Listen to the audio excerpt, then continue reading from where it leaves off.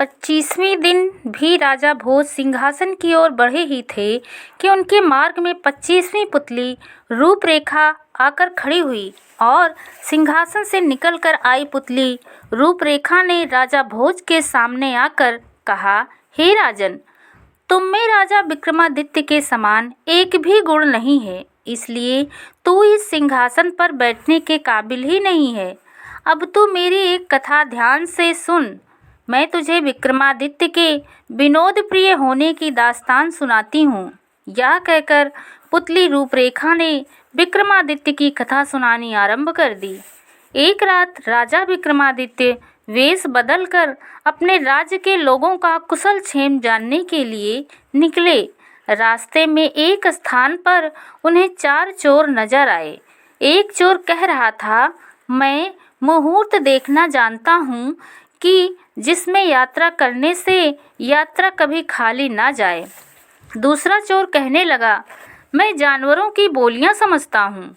तीसरे चोर ने भी बताया कि मैं एक ऐसी विद्या जानता हूँ कि मैं जिस मकान में भी जाऊँ मुझे कोई नहीं देख सकता। चौथे चोर ने भी अपने गुण प्रकट करते हुए कहा, मैं एक ऐसा इल्म जानता हूँ कि मुझे चाहे कोई जितना भी मारे वह मारते हुए थक जाएगा, लेकिन मैं तब भी नहीं थकूंगा। उनकी बातें सुनकर वेश बदले हुए राजा भी उनके बीच उत्सुकता से भरे शामिल हुए। तुम कौन हो और क्या जानते हो? अपने बीच 5वें साथी को देखकर चोरों ने पूछा, मैं तुम्हारा भाई बंधु हूँ। मैं गड़ा हुआ धन जहाँ हो उस स्थान को जानता हूँ। राजा ने कहा, ठीक है, तुम काम के आदमी हो, हमें उस जगह ले चलो जहाँ धन गड़ा हुआ हो। चोरों ने कहा। राजा उन चोरों को साथ लेकर राजमहल के उस हिस्से में ले गया जहाँ समय असमय के लिए छोटा सा खजाना छुपा रखा था। चोरों का धन का स्थान बताया। चोरों ने वह जगह खोदी, धन माल गड़ा हुआ देखा। प्रसन्नता के साथ वे उस धन को लेकर वहां से चल पड़े। रास्ते में एक धोबी का घर पड़ता था। जब वे उस धोबी के घर में घुसने को तैयार हो गए, राजा ने अपने मन में ही मन सोचा, वह धन तो अपना था जो मैंने चोरों को सौंपा।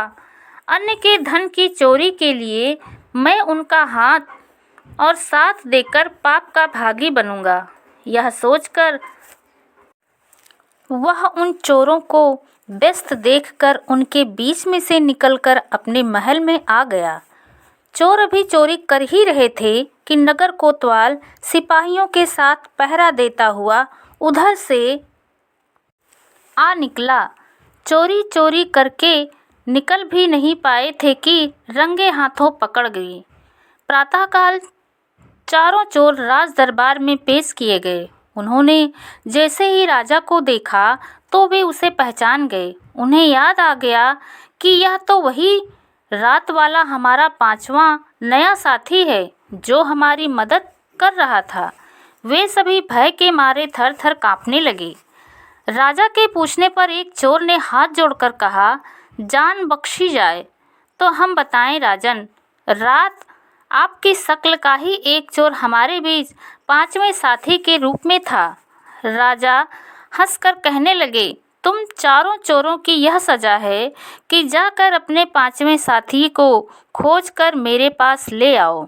जब तक वह तुम्हें ना मिल जाए तुम इधर मत आना। राजा के मुख से ऐसे वचनों को सुनकर चारों चोरों को लगा कि जान सस्ते में छूट गई। वे उल्टे पैरों भागे। राजकोष का सारा धन बरामद हुआ। जाहिर है उसके बाद चारों चोर लौटकर कभी उस राज्य में नहीं आए। 5वें चोर को वे तलाश नहीं कर पाए थे। कथा सुनाकर पुतली बोली, इस प्रकार हमारा राजा विक्रमादित्य मनोविनोदी भी था। यदि तुमने कभी ऐसा विनोद किया हो तो इस सिंहासन पर बैठो। राजा भोज पुतली के मुख से यह सुनकर तुरंत पीछे हट गया।